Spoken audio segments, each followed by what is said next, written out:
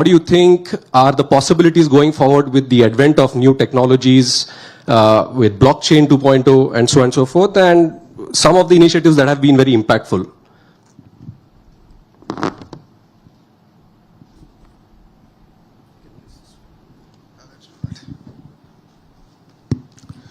Thank you very much. Thank you for having me here. You pretty much answered the first question with explaining about Manamitra, so I'll not go back to it. But in Andhra Pradesh, we use technology as an enabler to sort of take not only policies to the citizen, but actually look at how we can serve them better. While other states have different maturity levels, Andhra, I believe, is a bit ahead on the curve. If you look at a few examples, I mean, we can go about it all day, but I would like to give a few specific examples of what we are trying to do in Andhra Pradesh. If anyone has followed Mr. Naidu's, our Chief Minister's speech pre-2024 election, he's been talking about skill census. While entire country has been talking about caste census, he's been talking about skill census. And then after we were elected, he gave the task to me. And like a typical politician, I went about saying, let's do this traditional way of doing a census. I did it in my constituency, Mangalgiri, and rest assured we fell flat. We can't really assess skills across close to about 400 odd traits and the amount of depth that it requires. Then came the entire discussion of how can we use conversational AI as the base to do what I call a skill assessment. Census is a very far-fledged word, at least skill assessment, the level at which they are. So think about it like any job portal on steroids, where it's not only about supply and demand aggregation, but we are now using conversational AI to assess the skill level of a carpenter, of a AC mechanic or a lift mechanic. This is the power of technology. We just launched it. We are just about completing our pilot. Before India hosts the AI conference, I think in March, we expect at least about 500,000 youngsters to actually be assessed. Two, we are using the same portal to do mock interviews, where we can enable our children who just finished their collegiate education to actually sort of get these mock interviews, tests, and how can they be confident when they go for an interview, because this is probably one of the very first interviews that they're doing in their life. So this is one example of how we are able to use AI and technology far better and really solving true problems. And that's something that we've sort of set ourselves apart. In terms of land records is something that plagues India. It's a huge challenge for us, quality of a land records. Andhra is no different. Governments are to be blamed. We come out with reforms which we think will transform it, and we end up actually hurting it more than we've sort of changed. That's where we believe now technology like blockchain can help us. So we are in the process now to bring all land records onto blockchain, where there is traceability, because historically technology has been used to change titles overnight for a period of 24 hours and then revert it. So these are things that we've also struggled with as a state, and that's where blockchain is being used. Government services being delivered. Yes, 1,000 services are on a single WhatsApp number, and I believe that's just the beginning. I call it, we're testing the water, where generative AI can actually be used to deliver better services. And with a familiar platform. With a very familiar platform. India runs on WhatsApp. My life runs on WhatsApp. And we can actually build this out. And this is where I believe what Andhra is doing is actually creating a platform tomorrow that we can actually take it to the national level. And that's the kind of work that we're doing. And this is just the beginning of what I believe that technology and governance can truly transform things.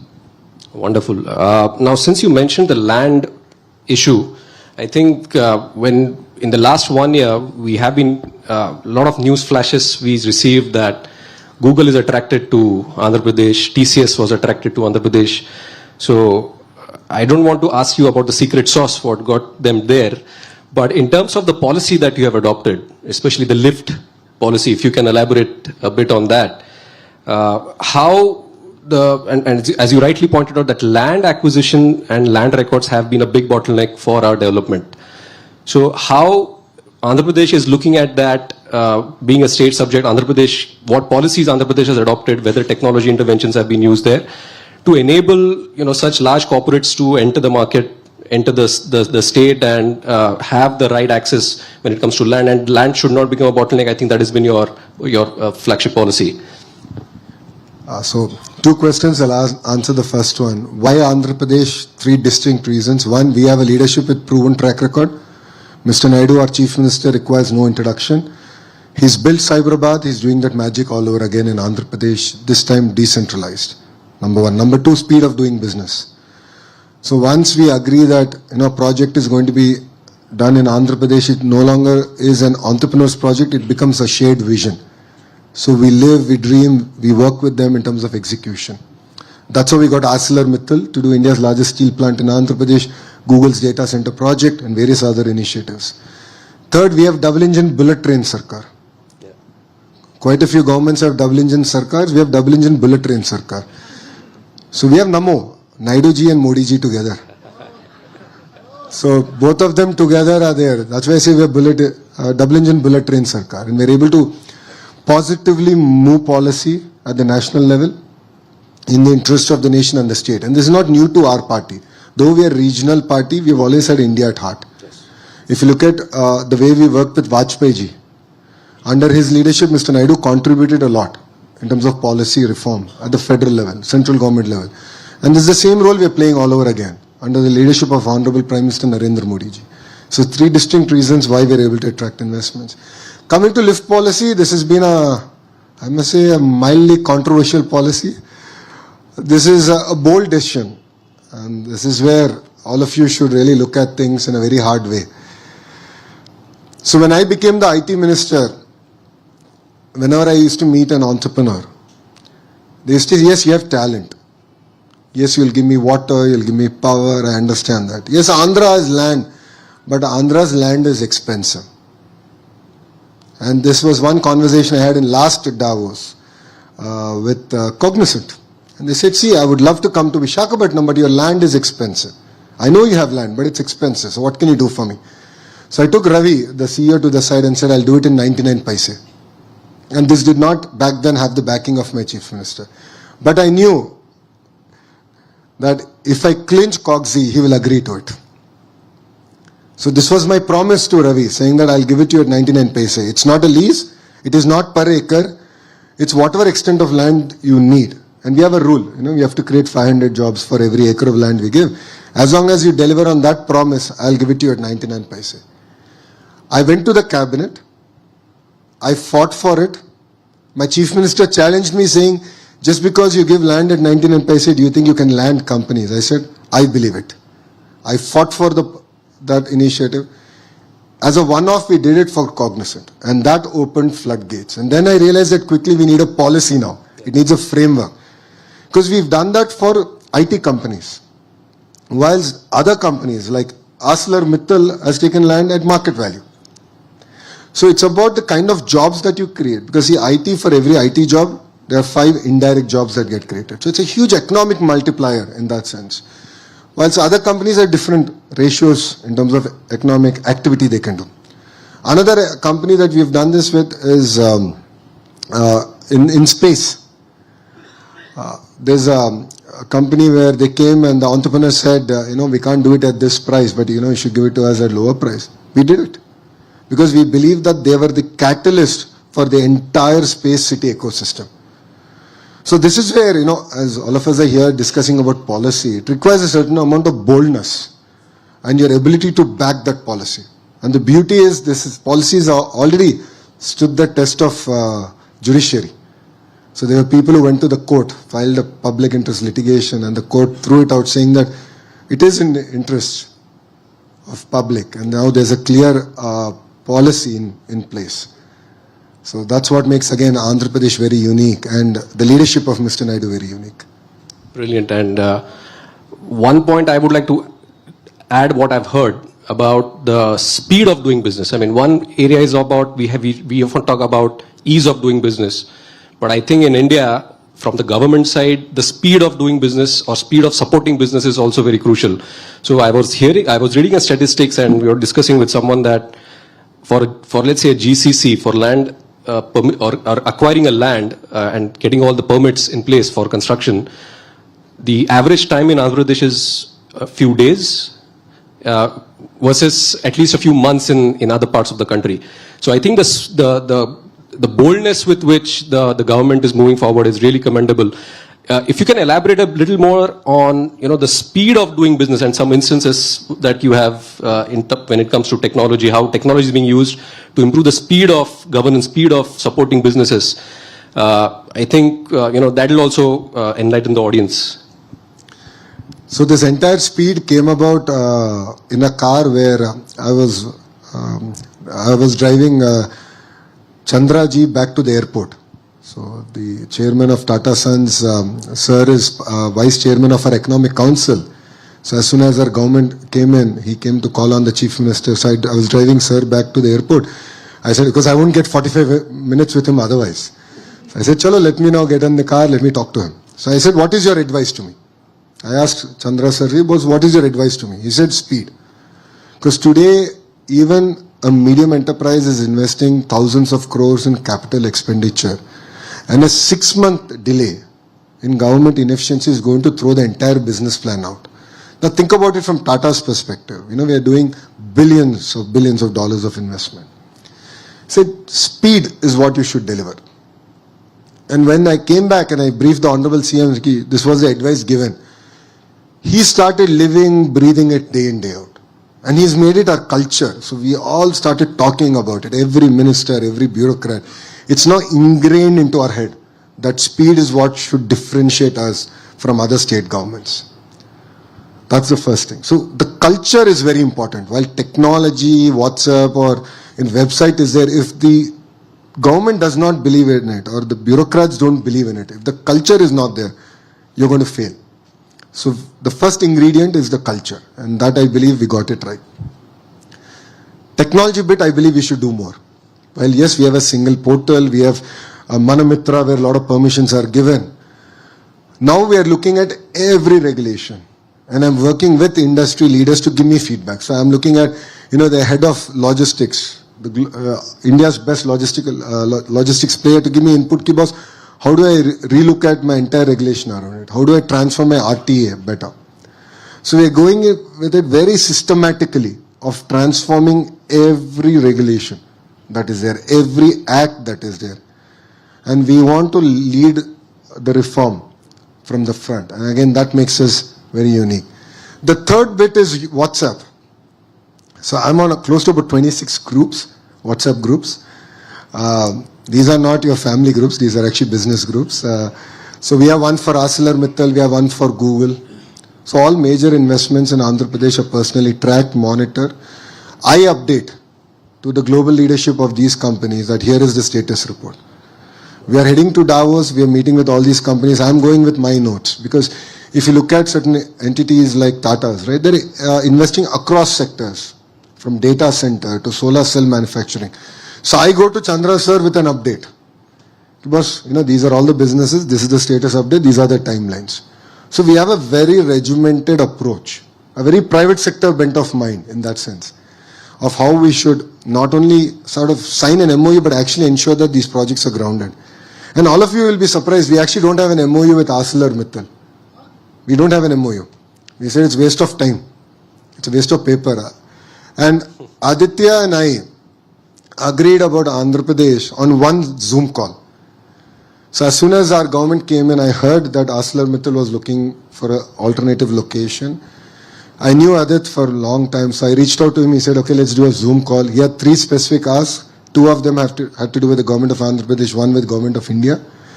So our call was at 6:30 in the evening.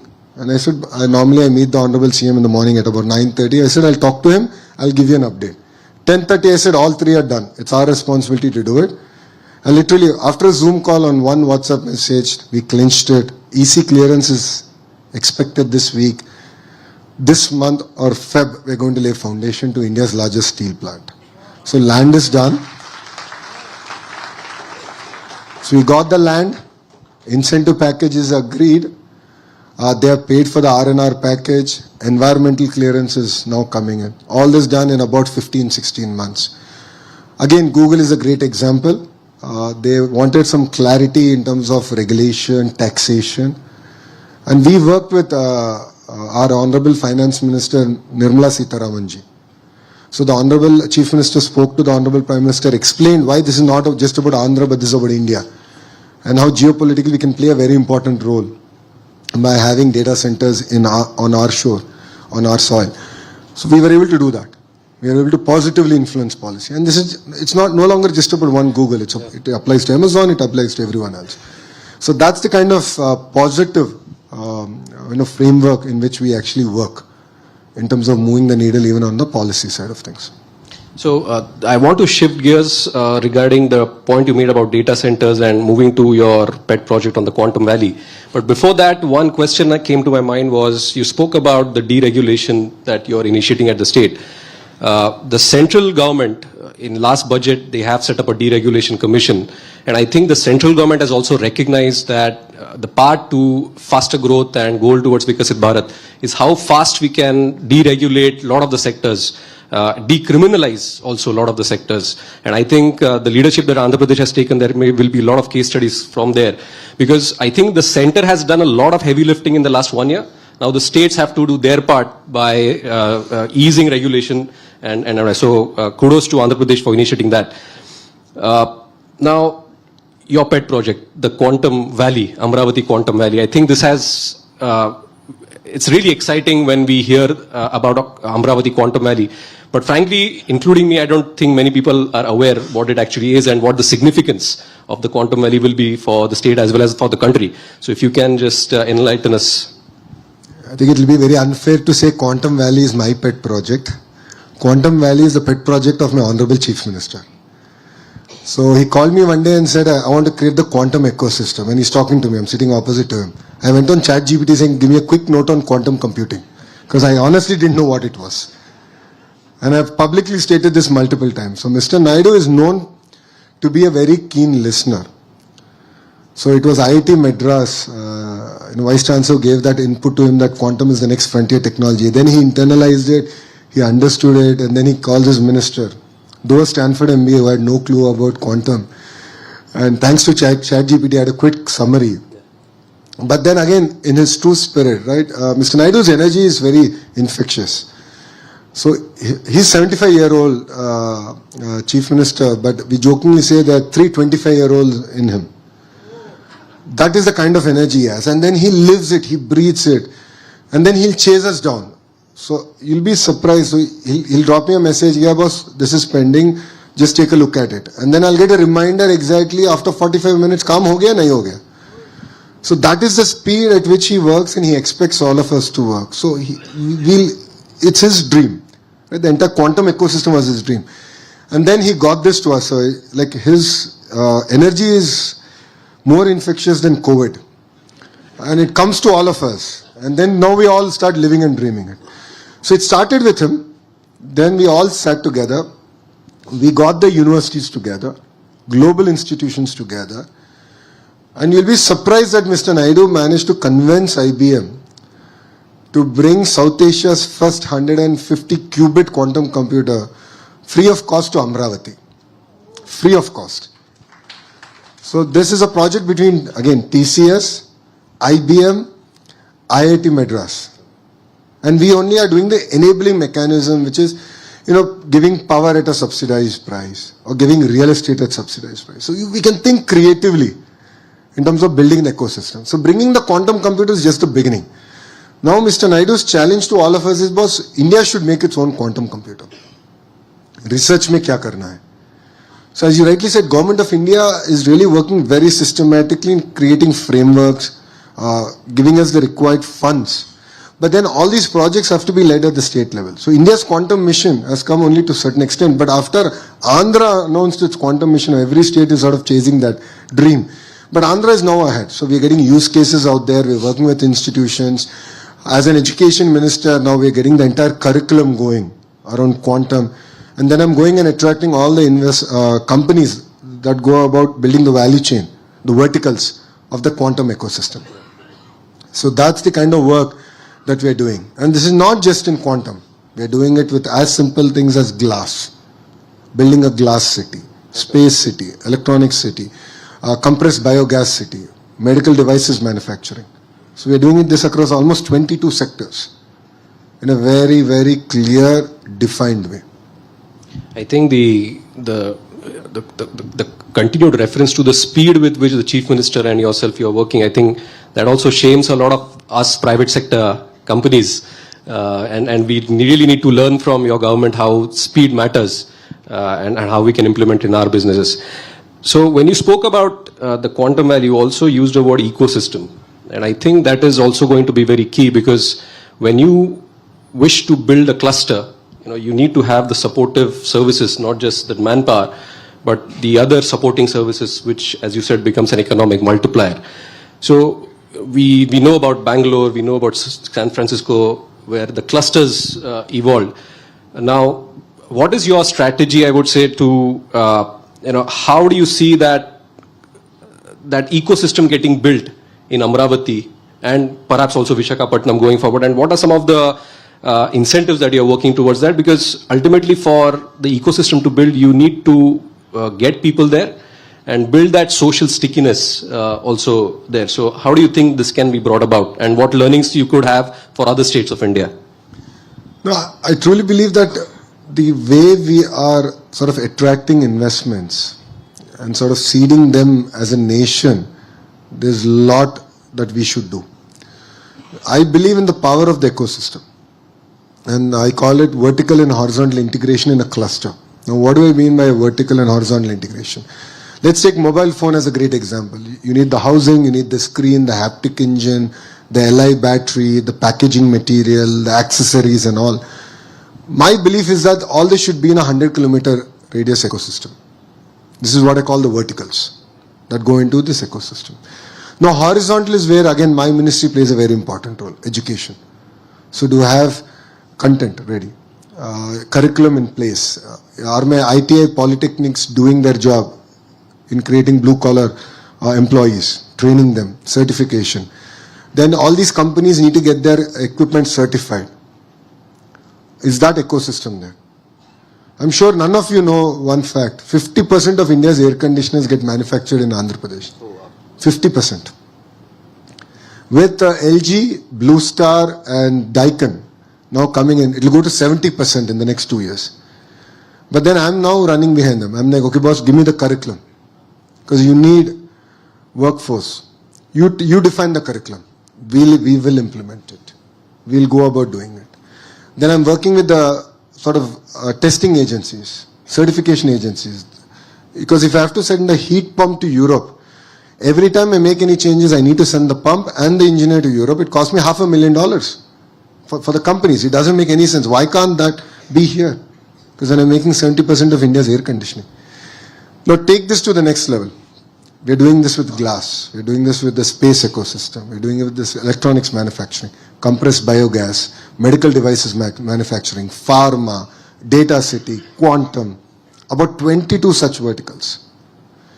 8 out of 10 solar panel manufacturers are setting up their facilities in Andhra Pradesh. 3 of them have already started construction. Another 3 of them were cleared a month back. 2 of them got cleared in the last cabinet, which was yesterday. That includes Tatas. 8 of them are doing. Now I have to build the entire ecosystem. So we're going about it very systematically, working with them, and then that's where education and all the supply chain sort of falls into place. And this is very important, not only for Andhra, but for India. And that's where I believe that we have to do a very systematic approach as a nation. So, in addition to the ecosystem development, what you mentioned, I think we also need to look at how do we run these data centers in a sustainable way. And we all know that data centers consume a lot of energy. They need a lot of water for cooling. So how do these measures, what kind of measures the state government is looking at to look at sustainable development of these data centers and these clusters, and anything that you might have written into the land allotment records to ensure that the energy benchmarks and the water usage benchmarks are followed? See, now every global company, an Indian company, is looking at ESG as a very important responsibility. So they are equally interested in making investments sustainably. What makes Andhra Pradesh again very unique is our renewable energy ecosystem. So we have solar, we have wind, and we have the pump storage projects. So I can give RTC renewable energy. And all these projects, one is already, 2 gigawatt PSP is already operational. Close to about now 20 gigawatts of PSP is going to become operational in the next almost 5 to 7 years. So I can give round the clock renewable energy at a price point that the world has never seen. So we are blessed with good terrain. So we have good terrain where all these projects can be seeded. We have good radiation. Andhra our summers are quite warm. So we have that advantage, and we have good wind zones. In the southern part of Andhra is very good wind zones. So again, they're meticulous execution, making sure we deliver on a promise of renewable energy, and building out again the green grid, where this energy can move to Vizag in different parts of India, and RTC renewable energy can be delivered.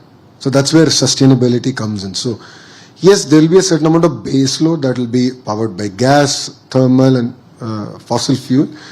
But the greater part of it is actually going to be renewable, and we are quite clear on it. And this is a conversation that we have had with all the companies that are making investments in the data city. That part is clear.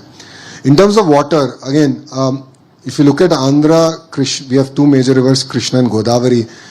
Krishna, there is water shortage, but Godavari has a lot of surplus. So thousands of TMC actually go waste every year. Now, Polavaram project is getting built to harness that. We're looking at a lift irrigation projects where we're going to bring all that water to different parts of not only Andhra Pradesh, we can actually deliver water to Tamil Nadu and even Karnataka. So that is the way we're looking at it. So linking of rivers is going to be very, very critical in the long run. Water security is going to be very, very important. So CM's view is very clear. Not even a drop of water should go to the ocean. So we have to harness it, we have to store it. Again, we're using technology there to figure out how to move water cost effectively within the existing irrigation grid. So that's where we already have a lot of water, especially the northern part of the state has a surplus amount of water. So our ability to use it, harness it is going to be very important. And more as investments happen in the data center ecosystem, right? And globally I've seen even companies like Intel, where they're now using air-cooled systems. Very, very cost-effective solutions. So more and more you will see cost-effective for the data centers. For data centers. So more and more cost-effective solutions are now coming about. So there will be transformation even in that sector. Great. The other area I would also like to touch upon is you have also been a very active supporter and initiator of process reforms for industrialization across Andhra Pradesh state. There are some, I've heard about some process reforms that you have initiated, and in fact, the Chancellor of Gokhale Institute, Mr. Sanjeev Sanyal, he has also initiated a lot of process reforms at the center, which are also helping the states. As you make the state pitch for investment, it is also inherent that investment would be looking at other green pastures outside of Andhra Pradesh, and you would be competing with a lot of states. So what do you think is the secret sauce that Andhra Pradesh offers, and why a lot of companies now are choosing Andhra Pradesh versus other states, especially from a deregulation, from a process reforms perspective that you see? See, when states compete, India wins. That is my single mantra. Brilliant. States have to compete, then India wins. And competition is good. It makes us all fit. If states are complacent, we are going to lose. So today, if you look at investments, after Andhra Pradesh, it's Orissa that's attracting a lot of investments. Whoever thought about it? But they're doing amazing work. So for me, I know, okay, that's one state I need to watch out. Maharashtra is doing some amazing work. That's another state I need to watch out. So everyone is now starting on this reform cycle, and I believe that Andhra Pradesh should be number one. So in labor, we've done a lot of work. In speed of doing business, in single window clearance, we've done substantive work. But I believe it's just the beginning. I think we have to do a lot more to really deliver in spirit on the speed of doing business. So that's where I believe we differentiate. But the most fundamental thing is the culture and the approach of the political system and the bureaucratic system, that speed is the metrics on which we will all be measured on. is what makes us very unique. And please understand that policy changes have to happen, but it can only happen when there is a clear political will and backing. So what all of you see today is, yes, Andhra Pradesh is back, Andhra Pradesh is competing, we are number one in attracting investments. Yes, but a lot of political changes have happened before it. 50% of our MLAs who won in 2024 are first timers. 50%. 17 out of the 25 ministers are first timers. So I am actually one of the senior minister in Mr. Naidu's cabinet. It's not my grey beard. It's my second term. So that's the kind of political change that has come in before we were able to lead in terms of government. So this is very, very important. While the chief minister might have a vision and willingness to do it, his political team should back it. Every minister should live, breathe that vision. And I believe this is something that we all underestimate in India. So yes, single window clearance is important. Yes, having a single website on which we can get everything done is important. No second thoughts about it. AI is going to play an important role. WhatsApp will play an important role. But please also understand that the political support is very, very important. I believe it's actually one of the more primary pillars, where your legislatures, your ministers are supporting the vision of the government and the chief minister. Only then can such projects get grounded, seeded, executed to the level that India actually should execute. So when we talk about ease of doing business and speed of doing business, the other aspect that comes to my mind is the foreign direct investment into the country. Over the last 1 year, we have seen the issues associated with rupee depreciation, rupee volatility, and a lot of the economists and experts that we hear from, one of the underlying major factors has been the net inflows of FDI as a percentage of the GDP, which is affecting the rupee volatility. And a lot of FDI coming to India, which is the sticky capital versus the fleeting capital, what is FPIs. That sticky capital or FDI, foreign direct investment, they need certainty, they need ease of doing business, they need simple rules to build and run factories. And the center can only do so much. And the states have to do the heavy lifting. They have to pick up the mantle to ensure that FDI comes to the states, which benefits India as a whole. So from your perspective, given your experience with Google, that was a huge investment, a huge proud moment for the whole country. How do you think states should look at attracting FDI? And as you rightly said, when states compete, India wins. So how can more states compete with each other? What states can learn from each other when it comes to attracting more FDI, which will benefit the country and also give some stability to the currency fluctuation that we have seen over the last 1 year? One thing I'm already noticing is states are competing. I think it's very unfair to say if we are not. Recently you would have seen my Twitter fight also on it. But I think that's good. That's good for the nation. Saying that execution is going to be critical. Yes. While signing and announcements are great, the political will to ensure that these projects are executed at the pace at which these companies want to do it is going to be critical. So there's greater responsibilities on the state to ensure that that is delivered. Yes. Government of India is creating amazing policies, frameworks. They're willing to relook at regulation. When I went on and spoke to the Honorable Finance Minister, Nirmala Madam, on a certain issue with regards to this particular project that we're discussing, she was extremely positive. She's like, yes, we'll do it. We'll get it done. So they're willing to change. They're willing to listen. They're willing to give guarantee, bring that policy stability that FDI is looking for. So that's something that's very important. And states are doing it. But I also believe that there's greater responsibility on the electorate. So Andhra, if you look at it, between 19 to 14, 19 to 24, certain state agreements were reneged. So PPAs were cancelled. Certain companies were, for lack of better word, harassed. So it's important that the electorate also understands it. Because see, we are a very young democracy. And majority of our voters will also be first time voters now. So it's very, very important that they understand the importance of continuity of government. So and understand the importance of long-term vision. Because to be fair,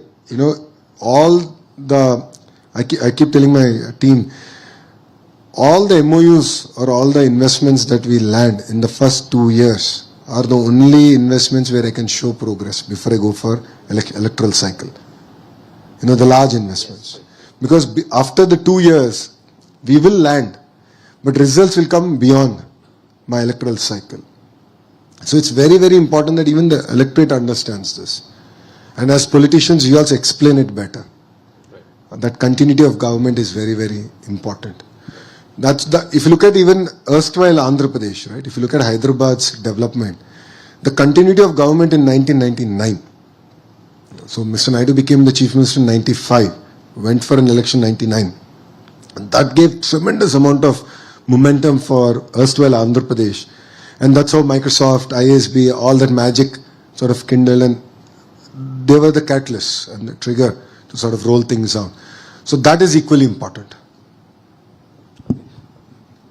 Yeah, I love questions. Okay, so I think We can take. we have some time, so we'll open up for some questions Can we for go the at the minister, back, and we'll be please? very specific and to the topic at hand, please. Rapid fire. Rapid fire, but to the topic at hand, technology and society. At the back, Will be to your left. Yeah. In the interest of time, we'll cap it at 5 questions if everyone's okay. Yeah. Yeah.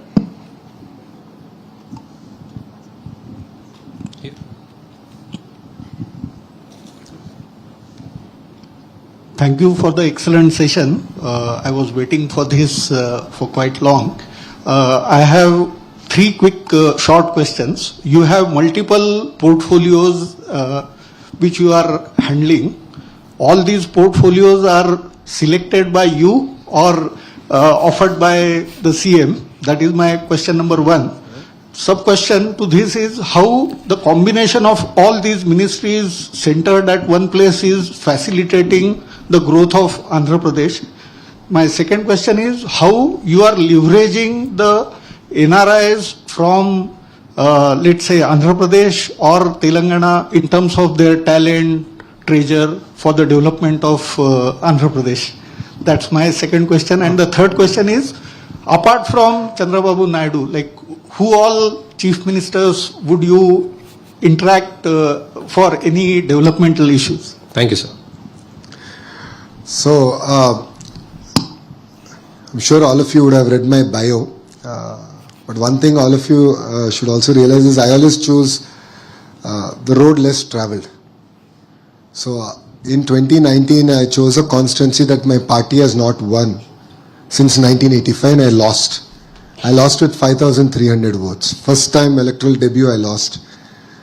I stuck at that constituency for 5 years. I worked hard and I won it with the 3rd highest majority ever in Andhra's history, which is 91,000 votes.